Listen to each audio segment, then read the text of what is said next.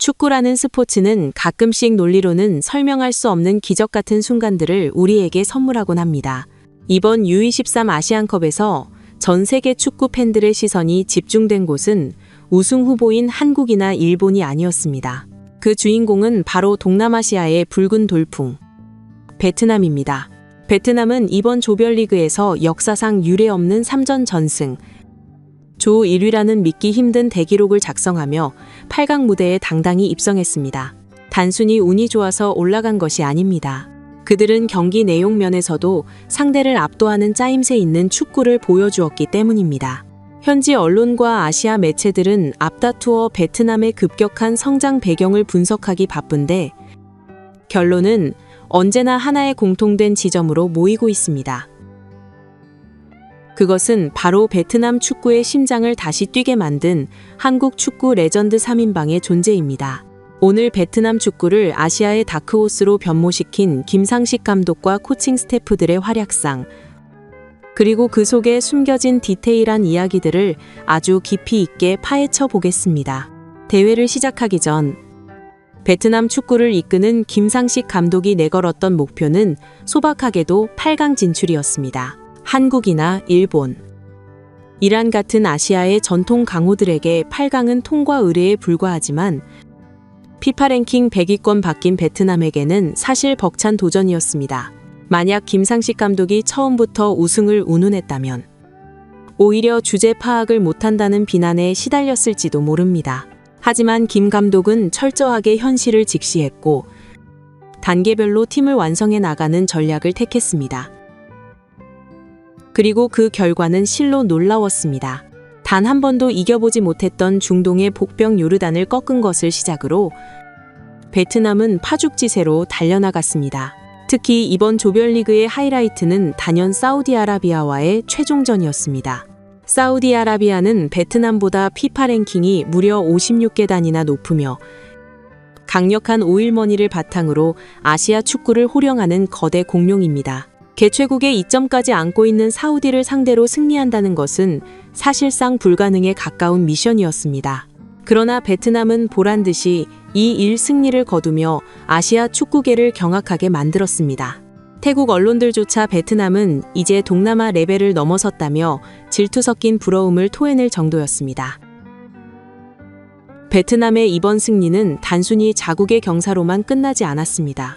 축구라는 드라마가 얼마나 얇고 재미있는지 보여주는 사건이 발생했기 때문입니다. 베트남과 같은 조에 속해 벼랑 끝에 몰려있던 요르단에게 베트남의 승리는 그야말로 구세주와 같았습니다. 요르단은 1차전에서 베트남에게 불의의 일격을 당하며 탈락 위기에 놓였었지만 베트남이 최강팀 사우디아라비아를 잡아주는 이변을 일으킨 덕분에 조 2위로 극적인 8강행 막차를 탈 수 있었습니다. 이 극적인 상황이 연출된 직후 새벽 2시가 넘은 늦은 시각임에도 불구하고 요르단 선수단 전체가 베트남 숙소를 급습하는 진풍경이 벌어졌습니다. 그들은 베트남 선수들과 김상식 감독을 향해 노래를 부르고 춤을 추며 격한 감사의 뜻을 전했습니다. 8강전을 앞두고 컨디션 조절이 필수적인 시간이었지만 김상식 감독은 이들의 축하를 흐뭇하게 지켜보며 승자의 여유를 만끽했습니다. 이 장면은 묘하게도 과거 한국과 요르단의 인연을 떠올리게 합니다. 과거 월드컵 예선에서 한국이 마지막 경기를 승리해준 덕분에 요르단이 사상 최초로 월드컵 본선에 직행했던 역사가 있습니다. 당시 요르단 국민들이 태극기를 흔들며 강남 스타일을 불렀던 그 환희의 순간이 이제는 베트남을 향한 감사로 재현된 것입니다.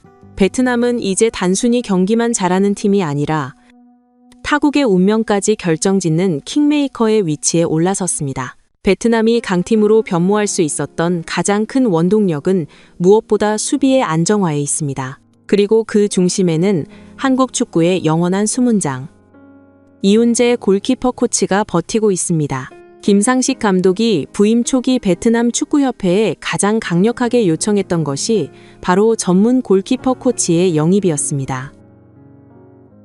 그리고 그 요청에 응답해 베트남으로 날아온 사람이 월드컵 4강 신화의 주역 이훈재였습니다. 이훈재 코치는 K리그 4회 우승, 골키퍼 최초 MVP, 그리고 센츄리 클럽 가입이라는 전설적인 커리어를 가진 인물입니다. 베트남 선수들 입장에서 이런 대선배에게 지도를 받는다는 것은 평생의 영광이자 기회였을 것입니다. 이훈재 코치는 51세라는 나이가 무색하게 훈련장에서 직접 몸을 날리며 선수들을 지도했습니다.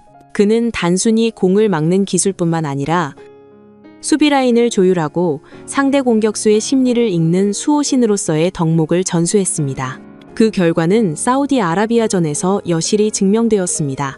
베트남 골키퍼는 무려 7개의 유효 슈팅을 막아냈고 그중 4개는 골이나 다름없는 완벽한 득점 찬스였습니다.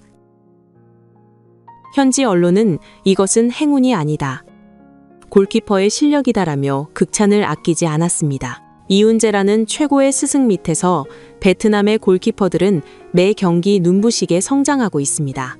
이훈재 코치가 골문을 단속했다면 필드 위에서는 골 넣는 수비수 이정수 코치가 베트남의 전술적 완성도를 높였습니다. 2010 남아공 월드컵에서 보여주었던 그 탁월한 위치 선정과 득점 본능은 지도자가 된 지금 베트남 선수들에게 고스란히 이식되었습니다.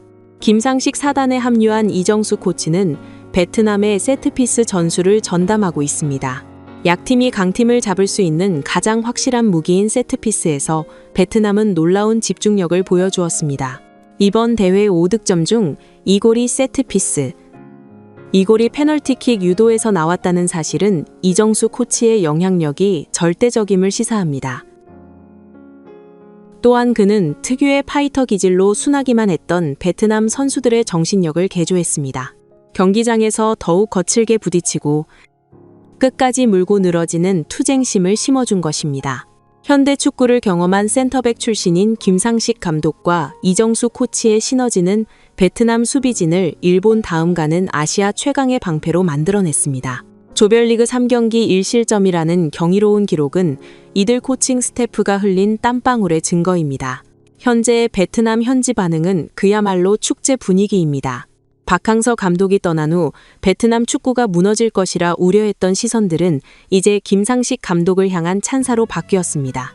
팬들은 SNS를 통해 김상식 감독은 베트남 축구의 승리 공식을 완성했다, 이훈재 코치가 벤치에 앉아있는 것만으로도 골문이 든든하다, 이정수 코치의 수비 전술은 예술이다라며 한국인 지도자들에게 무한한 신뢰를 보내고 있습니다.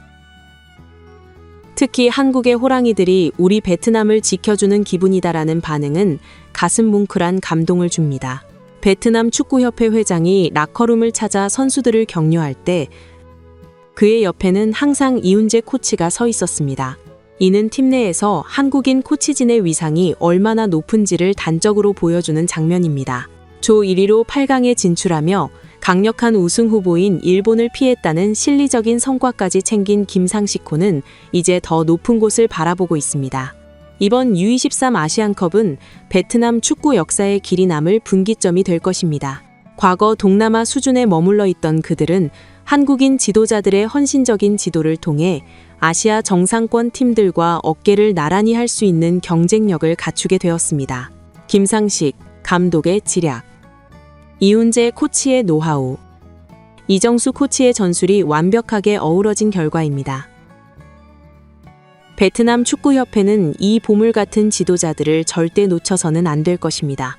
단순한 계약 관계를 넘어 한국과 베트남의 끈끈한 축구 우정이 계속해서 이어지기를 바랍니다. 앞으로 펼쳐질 8강전, 그리고 그 이후의 경기에서도 김상식호가 보여줄 기적 같은 행보를 진심으로 응원합니다. 한국인 지도자들의 손끝에서 완성되고 있는 베트남 축구의 신화는 이제 막 시작되었을 뿐입니다. 오늘 준비한 심층 분석은 여기까지입니다. 영상이 유익하셨다면 구독과 좋아요 부탁드립니다. 시청해주셔서 감사합니다.